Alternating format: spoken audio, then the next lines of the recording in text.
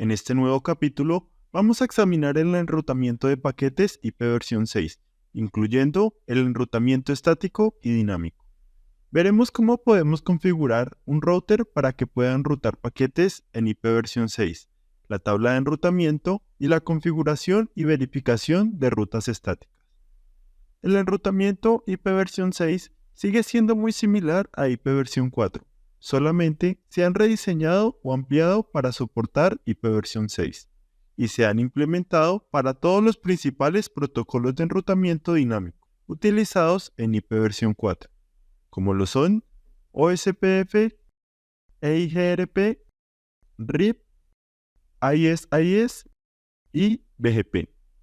Para que un router pueda enviar y recibir paquetes IPv6, el router debe estar configurado como un router IPv6 y sus interfaces deben tener configurada una dirección IPv6. Para hacer esto, basta con utilizar el siguiente comando en modo de configuración: IPv6 Unicast Routing.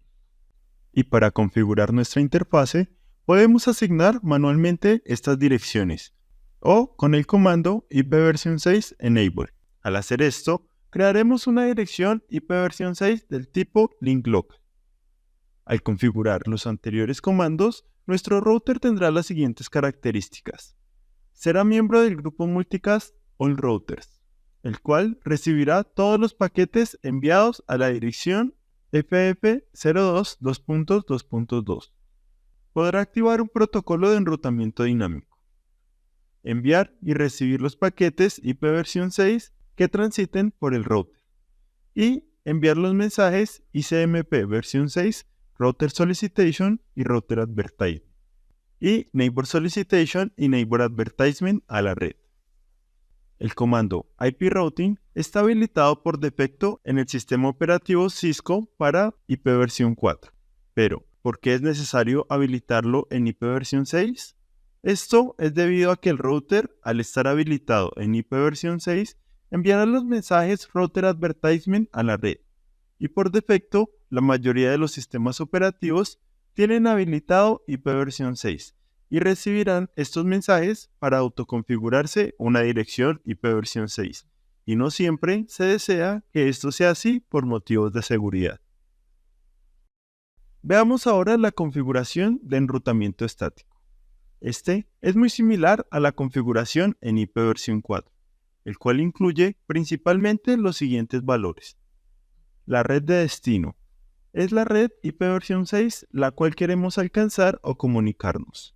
Por ejemplo, esta red del tipo Global Unicast. La longitud de prefijo es el valor decimal que indica cuántos bits de la dirección hacen parte del prefijo. Por ejemplo, 64. La IP de siguiente salto, que es la dirección IPv6 del siguiente router que podemos utilizar para llegar a la red de destino. Y por último, podemos especificar una interfase de salida. Este campo especifica la interfase que será utilizada por nuestro router para enviar los paquetes al siguiente router. Este campo es opcional. Podemos omitir configurar una interfase de salida como configurarla. O podemos utilizar una interfase de salida en lugar de una dirección IPv6 de siguiente salto. En redes complejas, donde el router tiene múltiples interfaces conectadas a diferentes redes, puede ser una buena práctica especificar tanto el siguiente salto como la interfase de salida. Es común utilizar una dirección del tipo Global Unicast como también direcciones del tipo Link Local. En este último caso, sí es obligatorio especificar la interfase de salida. Esto se debe a que las direcciones Link Local solo son válidas dentro de la misma red física o subred, y la misma dirección Link Local puede existir en otro enlace del mismo router. ¿Y qué sucede con las rutas por defecto? Bueno, es similar al concepto de una ruta por defecto en IPv4. Nos permite enviar tráfico hacia cualquier destino que no tenga una ruta específica en la tabla de enrutamiento. Se utiliza el prefijo todos los ceros representado por los dos puntos dobles y la longitud de prefijo 0. Esta sería la sintaxis de una ruta por defecto en IPv6. tenemos el comando ipv6 route, el prefijo de ruta por defecto, una dirección ipv6 de siguiente salto y de la misma manera la utilización de una interfase de salida es opcional. Pasemos a ver la configuración de una ruta por defecto. En esta ocasión tenemos estos tres routers. Intentemos establecer comunicación entre la PC1 y la PC2. Ingresamos a la terminal de la PC1 y hacemos un ping hacia la dirección de la PC2. Como vemos, la comunicación no fue exitosa, debido a que el router R1 no sabe cómo alcanzar la red de la PC2, ya que no tiene esta red en su tabla de enrutamiento. Tampoco el router R2 sabe cómo alcanzar esta red. R3, al tenerla directamente conectada, podría comunicarse con la PC2, pero no con la PC1 por la misma razón. No tiene la red de la PC1 en su tabla de enrutamiento. Pasemos a configurar estas rutas estáticas para indicar a estos routers cómo alcanzar las redes de la PC1 y de la PC2. Inicialmente, habilitaremos el reenvío de paquetes en este router. Abrimos la terminal del router R1 y entramos en modo de configuración. Configuramos el comando ipv6 unicast routing para habilitar el reenvío de paquetes en este router. Y con esto ya tendremos este primer paso. Luego de esto, debemos configurar las direcciones IPv6, tanto en la interfase Fast Ethernet 00 como en la 01. Iniciemos con la Fast Ethernet 00. Vamos al modo de configuración, la configuración de la interfase, y con el comando ipv6 address, seguido de la dirección ipv6 que tenemos en nuestra topología, que en este caso es la 2008, 2.A, 2.B, 2.1, 2.2.1 y el prefijo 64. Ponemos el comando not shutdown para encender la interfase y listo. Verifiquemos que esta interfase esté habilitada para IPv6. Con el comando show IPv6 interface Fast Ethernet 00 vamos a ver lo siguiente. Vemos que se ha asignado una dirección del tipo link local. Vemos también la dirección global unicast que acabamos de configurar. Y también vemos los grupos multicast a los que se ha unido. El grupo All Nodes Multicast, el grupo All Routers y estas dos direcciones multicast del tipo Solicited Node, que corresponden a la autoconfiguración y descubrimiento de vecinos. Hacemos lo mismo con la interfase Fast Ethernet 01. Ingresamos al modo de configuración, ingresamos a la configuración de la interfase y configuramos la dirección IPv6 correspondiente de acuerdo a nuestra topología.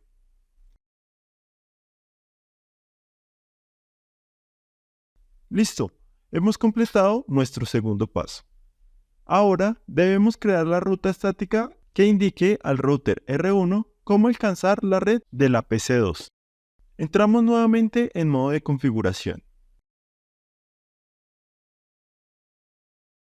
Y con el comando ipv6 route, la red de destino, en este caso la red 2008, 2.A, 2.B, 2.4, 2.2.0 con el prefijo 64 y la IP de siguiente salto.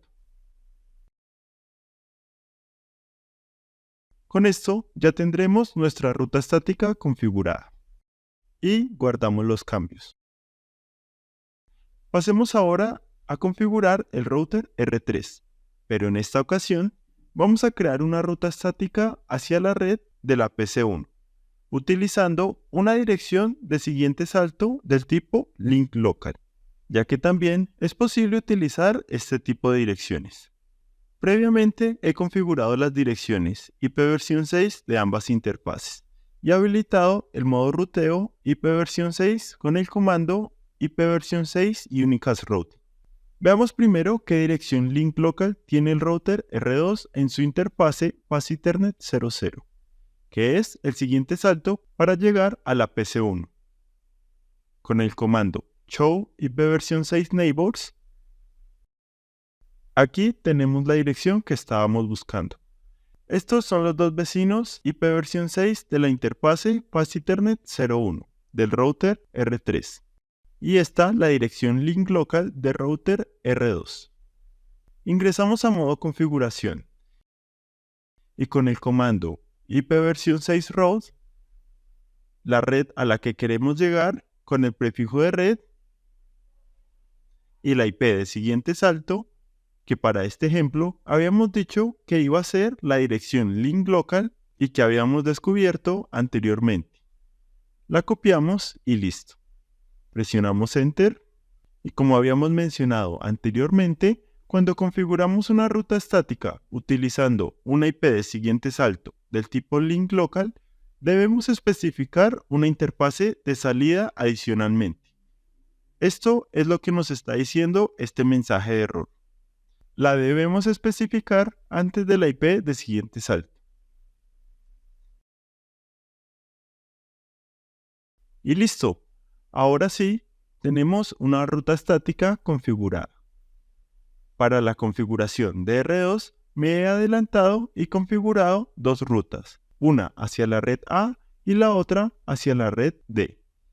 También he asignado las direcciones ipv6 a ambas interfaces y habilitado el comando ipv6 unicast routing para no hacer tan largo el video.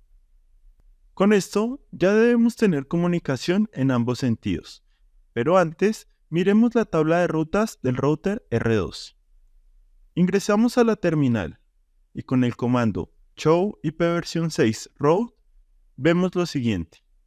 Vemos dos rutas estáticas, una hacia la red A y otra hacia la red D, con sus respectivas direcciones de siguiente salto, métrica y distancia administrativa, que para las rutas estáticas siempre será de 1, aunque especifiquemos una interfase de salida.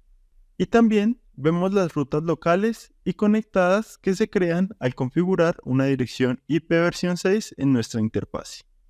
Para estas rutas, la distancia administrativa es de 0. Es hora de probar conectividad entre la PC1 y la PC2. Volvamos a la terminal de la PC1 y hagamos nuevamente una prueba de ping.